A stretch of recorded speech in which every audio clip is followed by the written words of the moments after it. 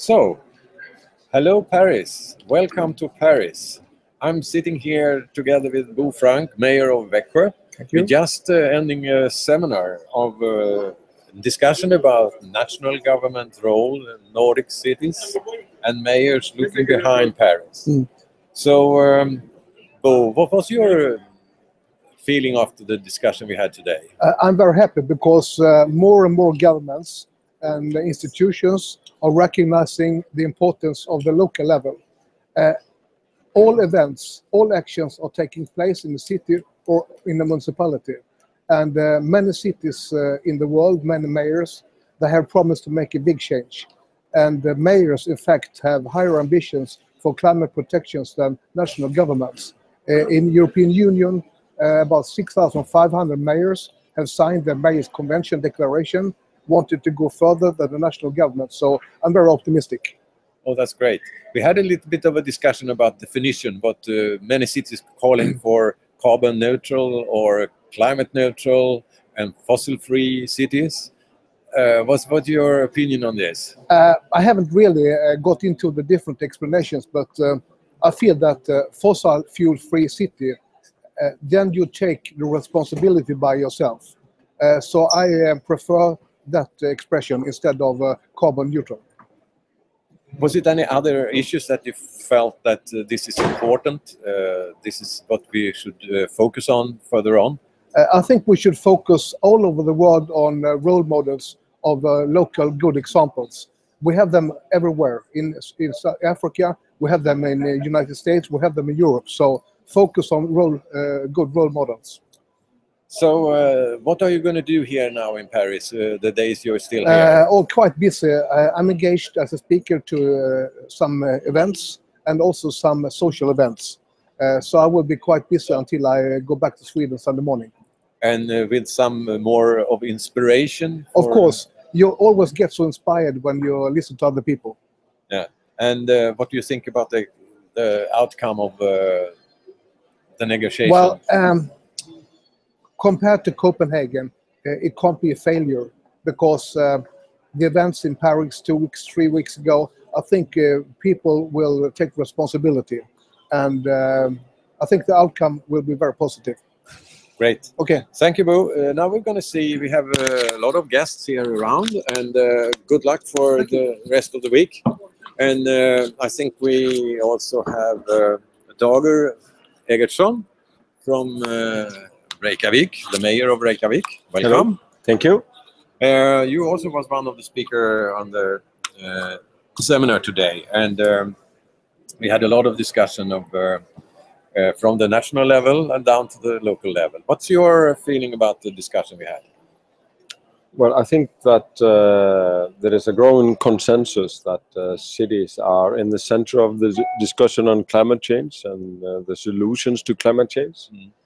And that the Nordic region should and has to build on its strong cities. We have cities like Stockholm, Copenhagen, Oslo, Helsinki that are world leading in many fields and have been in the questions of climate change.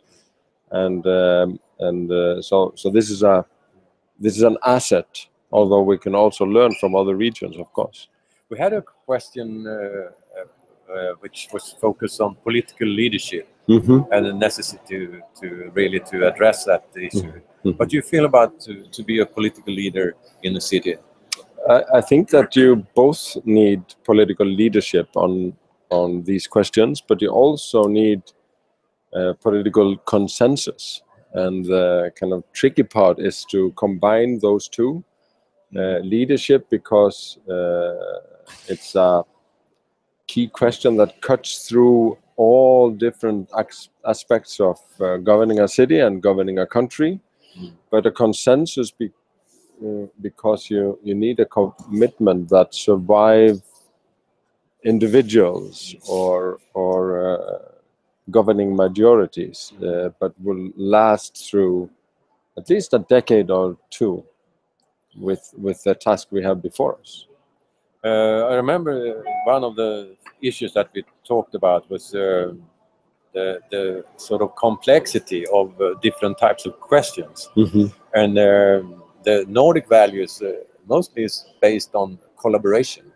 Yeah. And then you have, maybe that's an issue that we have some advantages, that we are used to collaborate. Mhm.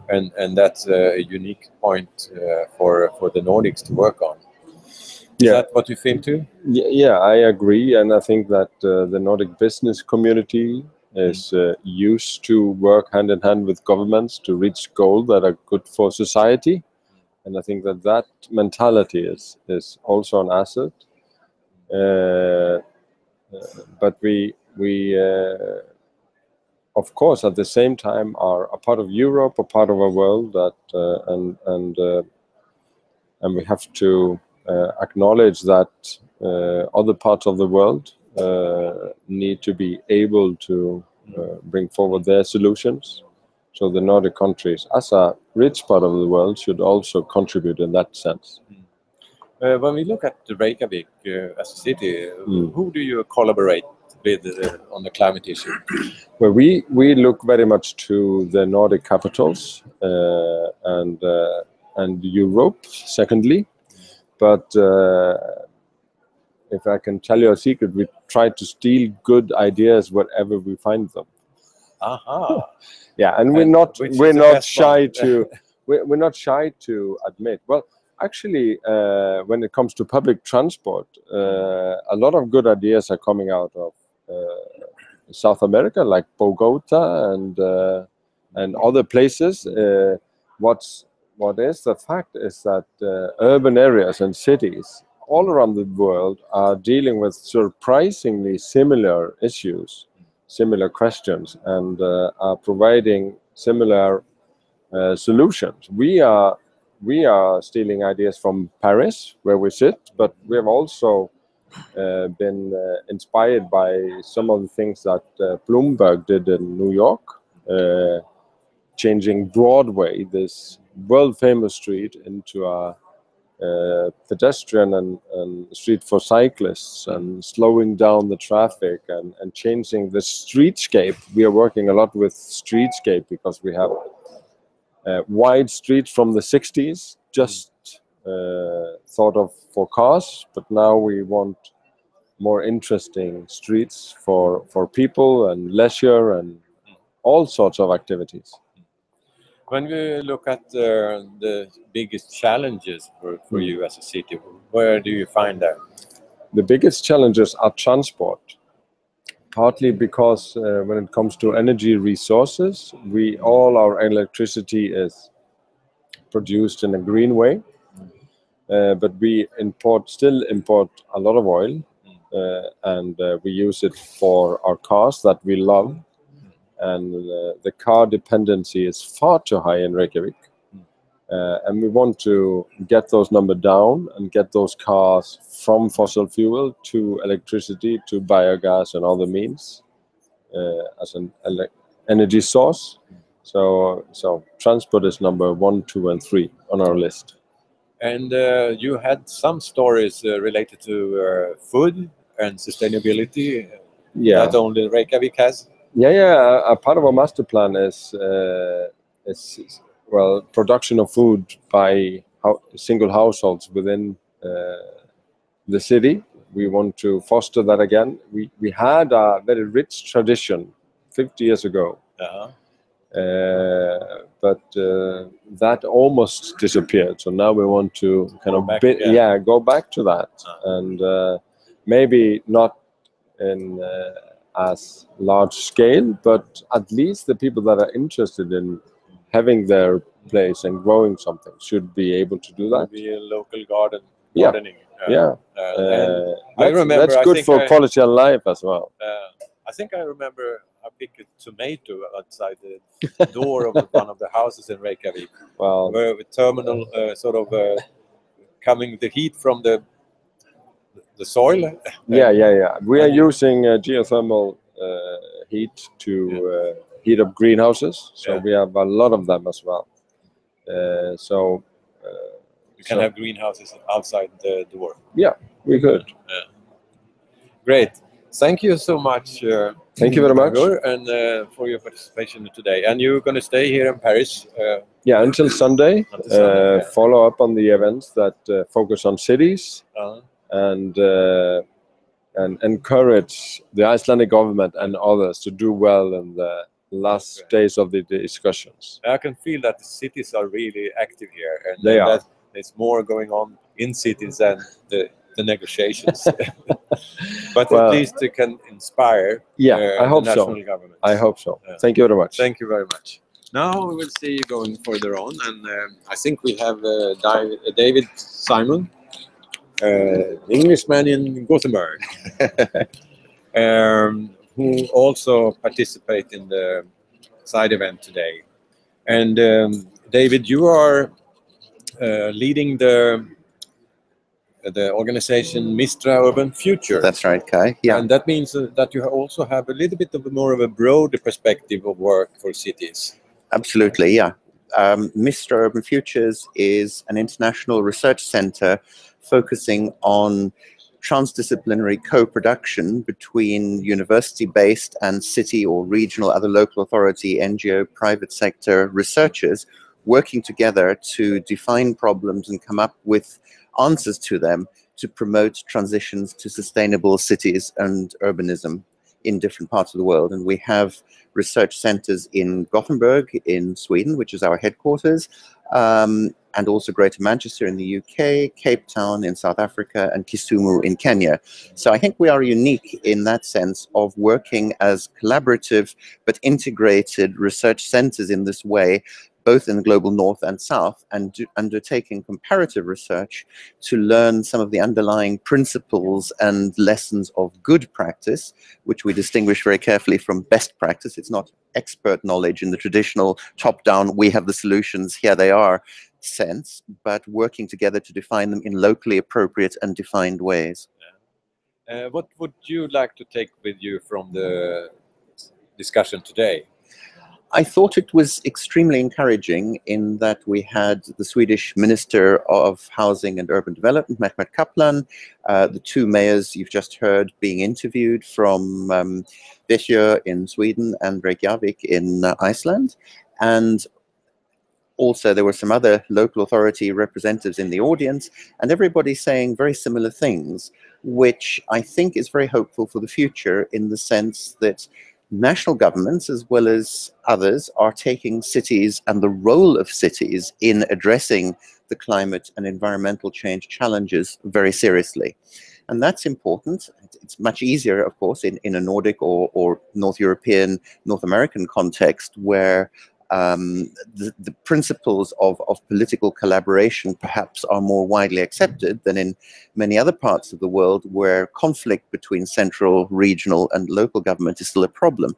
But nevertheless, the fact that most people live in cities worldwide, and that in Africa and Asia, even countries which are still predominantly rural, urbanization is increasing, and within the next 20 to 30 years, more cities and additions to existing cities will be built there than currently exist, is very daunting. And therefore, the future of humankind and the focus of attempts to address climate change and to stay within the 2 degrees centigrade supposedly safe limit has to be increasingly urban focused. And I think that realization is only just really beginning to dawn on national and international leaders around the world. Yeah, particularly when we talk about the expansion in cities and the numbers of people. When I think we had one of the figures in the discussion that every week on the planet it builds or coming people in the numbers of one Stockholm every week the 2 coming decades. And half of that is in China, and the other, most of the rest is in India and a few other places in Africa and elsewhere. Really a lot of challenges. And, absolutely. Even if you have technology solution, you need a lot of other things too. And part of that process, of course, is that it is primarily in urban areas that living standards are increasing, and therefore resource consumption and often unsustainable lifestyles, which mimic those of the middle classes in the global north, are most entrenched. And therefore, have to be the focus of solutions to find other ways of living using renewable resources, circular or closed economies as they're sometimes called, and breaking that sort of historical link between living standards and linear systems of resource consumption and waste generation. And there are many lessons from the South amongst poor and rich communities which can serve as useful models adapted to local circumstances, even in the North. So one of the things I think that came out, not just from the session today, but out of the work that Mr. Urban Futures and others working on these challenges is showing, is that we have to get away from these kind of historical ghettos of global North, global South, rich, poor, we, them, and so on. And share. There are lessons, there are mutual learnings, and the idea of working amongst different stakeholder groups, partnerships between researchers, community activists, local authority staff, National Research Agency and others, is that if you define and agree what the problem is, if you work together to find a solution, it then has a much higher chance of both being locally appropriate and being successfully implemented. And crucially, although implementation very often falls to the local authority or the regional council or national ministry or whoever, a local community-based organization, having that network of partners to draw on, to get political support, to get technical assistance, expert support, often overcomes many of those traditional barriers of hostility, party rivalries where, for example, as we heard in the session and exist also in Gothenburg in Sweden, all the different political parties constituting the municipal councils agree, despite their political differences, on the importance of this kind of research, on the importance of tackling climate and environmental change. And that also gives the greatest certainty that researchers and appropriate policy initiatives require, that is not hostage to the next election in 6 months or 3 years' time. And you need that longer term perspective, which is really what the sustainability challenge boils down to in fundamental ways. It's not the short-termism of this year's balance of payments or this year's current account or institutional budget. It's this idea of multi-year, of medium to long-term thinking, which is the kind of change in mindsets that sustainability thinking requires. That's why it was very interesting to listen to Bo Frank from Växjö. Absolutely. Who told the history of the last 25 years. Absolutely. They have a political consensus Yes. on the issues of environment. Exactly. And that's promising. And I think that normally, when you look at local government, they have a tradition to collaborate much more over the political borders. Absolutely. And I think that maybe one issues that had to be discussed further on, and how to collaborate between political parties. Exactly. To get the long-term thinking. And I think the other thing, which what you've just said reminds me of, is that Växjö, after all, is a city of about 90,000 people. The cities where Mr. Urban Futures work, many of them are intermediate-sized cities of between 500,000 and 3 or 4 million. And I think that's also important, because traditionally there is this kind of sense, rather like rich countries serving as a model for poor countries, that mega cities, very large cities of 10 or more million, somehow provide many of the models for other cities. But that is often not the case. And what we're learning very often now is that small intermediate cities generate some locally appropriate solutions which are much more useful to the majority of towns and cities around the world, which are small or intermediate rather than very large, but also where certain models can be upscaled and can actually be helpful in the larger cities, where sometimes the problems seem insurmountable simply because of the urban scale. But David, you're going to stay here in Paris for some days more and participate in a lot of workshops and stand. Absolutely. And I'm very fortunate in having access to UN observer status, so I'll be able to get to some of those multilateral discussions as well, which I think is also useful, precisely because we're very conscious that cities acting alone are hugely important, but don't, as it were, have all the answers or all the resources and the political will. And it's really in lubricating those collaborative relations between local authorities, regional and national authorities and international agencies that ultimately holds part of the key to addressing this challenge sustainably on a global basis. Yeah. And I think also that we have seen example of cities' actions here in Paris. And if you compare earlier COP meetings, you haven't recognized the cities as you do now. Absolutely. So they really have put forward a big foot, to make their own identity recognized by the national government. Absolutely. I was also at the Copenhagen COP in 2009, and as you say, cities were almost invisible with one or two exceptions, Copenhagen being one of them because of their district heating and other sustainability credentials, whereas now that movement is much broader, and in many of these national pavilions around the campus, if you like, here, the convention center site, the role of cities individually or collectively is being recognized. Mayors are part of national delegations and are participating in a way which probably was almost unthinkable just 6 years ago at the time of the disappointment of Copenhagen. I think that is part of the symbolic change, as Bo said in your interview with him a few minutes ago, and perhaps symbolically important and one of the optimistic signs that we might get something good coming out of the intergovernmental negotiations here by the end of next week. Maybe we should offer the Swedish or the Nordic smorgasbord with a lot of interesting solutions. Well, it is lunchtime now, so that's a very good idea, Kai. Let's do that. Thank you very much. We're going to go into a little bit more of a lobbying, and because this is also part of pushing cities in the front of the national government. Yes, absolutely. So I think I have another guest. Yes. So thank you. Thank you very much. Thank you, David, and hope that we see each other more and Thanks. see if we can get some insight from the negotiation now. Yep. Of course, it's interesting to follow what's going on in the behind the doors here in Paris. And please sit down, Joseph Robertson. You are representing Partnership for Change, which were one of the founders of the Nordic Mayors Initiative, and we have been working together to see how we can push the cities in the front of the discussion. Sure. And what's going on here in Paris now? Do you have any insight of the negotiation process? Well, there are a lot of ways of analyzing what's going on, and some people are very focused on, will there be a document that ends climate change?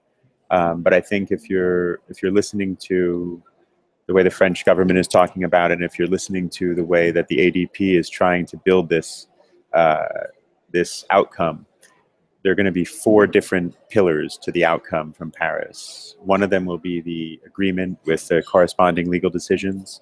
One of them will be the national plans, the INDCs.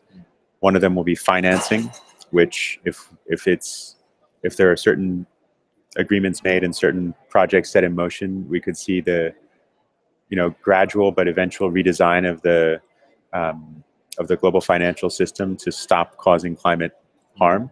And then the 4th pillar would be action platforms for implementation. And some of those are already getting very strong results. And that's a place where I think local leadership, cities, and other governments that don't have a role within the Framework Convention but are starting to build momentum can really do quite a lot. When we talk about the local action plans, then you have the cities. Exactly. We have been recognized that the cities playing a pretty much bigger role here in the negotiation rooms. And when you look at seminars going on, it's a lot of thematical discussion about the role of cities. Yeah, I think what's started to happen is that the way that the Framework Convention was written, only national governments were supposed to be the negotiators, the planners. But over time, I think it's become quite apparent that a national government can't really implement broad climate solutions without working with cities, and that the cities are going to be doing things in communities day to day and building local economies, that they have much more of a day-to-day presence in that process. And so now we're starting to see through a number of different networks and coalitions these collaborations to bring best practices into the view of the negotiators, so that what we're getting is something that's much more closely aligned with what kind of actions need to take place locally, what kind of things can local officials do. I think we're definitely seeing an increase in that this year. Okay. So what is your expectation of the outcome? Well, you know, I don't know if I could speculate about what the final document will include in terms of a long-term goal or a temperature target or those kind of things. I think that the best outcome would be if we do get a strong long-term goal that recognizes a role for actors from outside of government who are going to be mobilizing climate solutions, and somehow is able to assess that that is all going on and incentivize it. One of the things that I do with Citizens Climate Lobby, we have a network of volunteers that are talking about carbon pricing. And I think the discussion on carbon pricing is changing quite a lot here this year as well. A new carbon pricing leadership coalition was just launched on Monday. It involves governments, intergovernmental agencies, businesses, including major oil companies, and also NGOs, all sitting at the same table to work on the best way to mobilize economically efficient strategies for deploying climate solutions. And one of the things that's changing is that there's more awareness now of how cities and provinces can play a role in the deployment of those kind of solutions.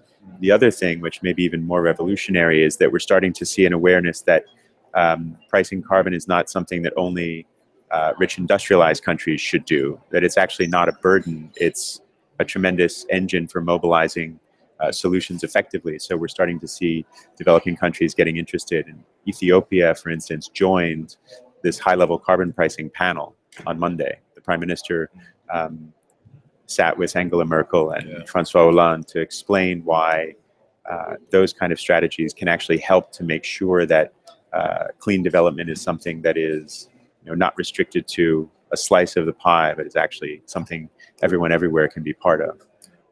And I just, for me, that the shift in thinking is partly about recognizing that it's not only the people that are negotiating the text that are actually going to solve this, and making sure that the people playing that role can do their part. The action platforms in the fourth pillar of the Paris outcome, I think, are going to actually be where the action is mobilized across the world. And I see, you know, I think cities definitely will be at the front of that, because they're the ones who have to decide, you know, what happens to the energy sector, what happens to the transportation within their jurisdiction, and perhaps even compete to take advantage of the opportunities being created.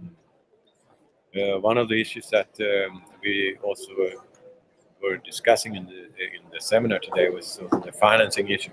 And of course, for many cities, to find the right sort of investment capital to solve some of the problem, and more looking at impact investment. Yeah.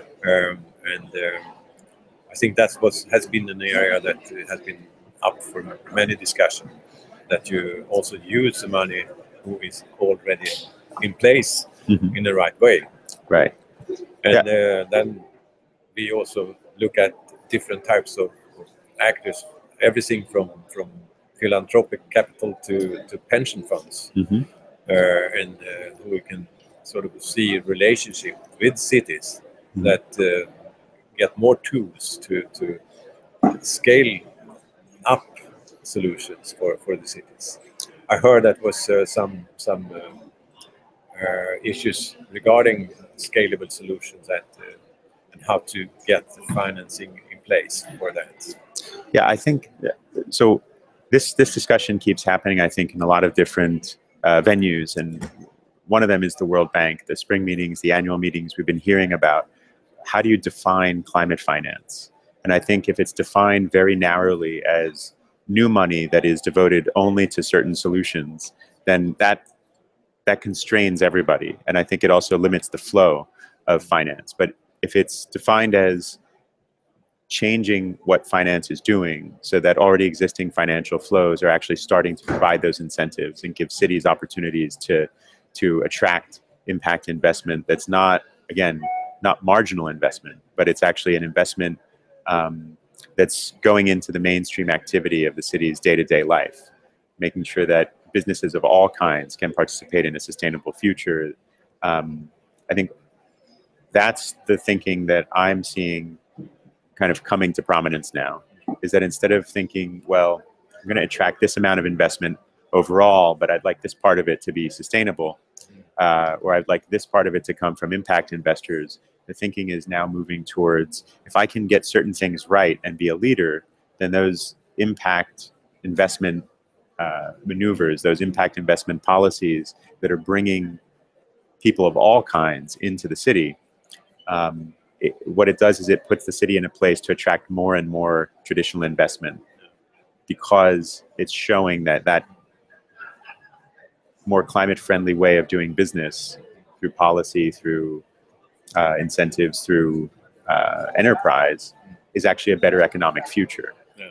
And let us end with that, because on the day after tomorrow, we're going to have some people in the program to talk more about financing and impact investment and scalable solution also.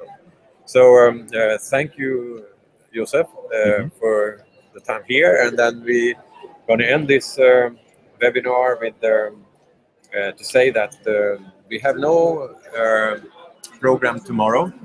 Thank you, Joseph. We have no program tomorrow, but the day after tomorrow, 1 o'clock, and then we maybe will see the scaling up of the city's actions, because the 4th and the 5th of December, the mayor of Paris will take the lead, and all the city representatives here in Paris going to push the national government. And I think the city's role will show up very much the 4th and the 5th and the 7th and the 8th of December. And then when the time comes for the national leader to come back here to finalize an agreement, they should recognize that the cities have done the work and a good homework. So thank you for today, and see you the day after tomorrow, 1 o'clock. Bye for now.